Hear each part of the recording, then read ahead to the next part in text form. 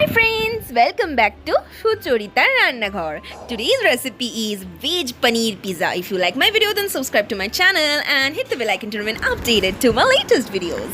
আজ সুচরিতার রান্নাঘরে ভেজ পনির পিৎজা রেসিপিটা বানিয়েছে আমার মেয়ে, সেটাই আমি আপনাদের সঙ্গে শেয়ার করব। দুটো পিৎজা বেস নিয়ে নিয়েছে এবং তাতে পিৎজা সস এবং মেয়োনিজ ভালো করে মিশিয়ে নিয়েছে।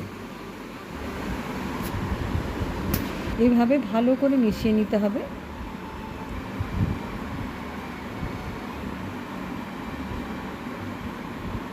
তারপরে উপর থেকে কিছুটা চিজ গ্রেড করে এভাবে দিয়ে দিয়েছে।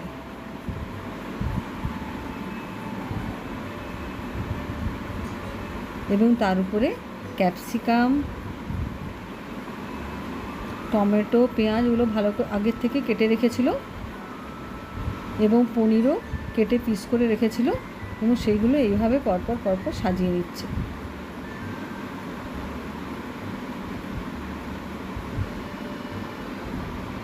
যেরকম ইচ্ছা আপনি সাজাতে পারেন। ও এইভাবে সাজিয়ে নিয়েছে।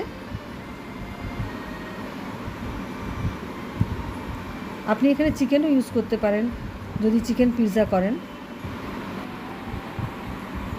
কিছু সুইট কর্নও উপর থেকে দিয়ে দিয়েছে। দুটোই রেডি হয়ে গেছে।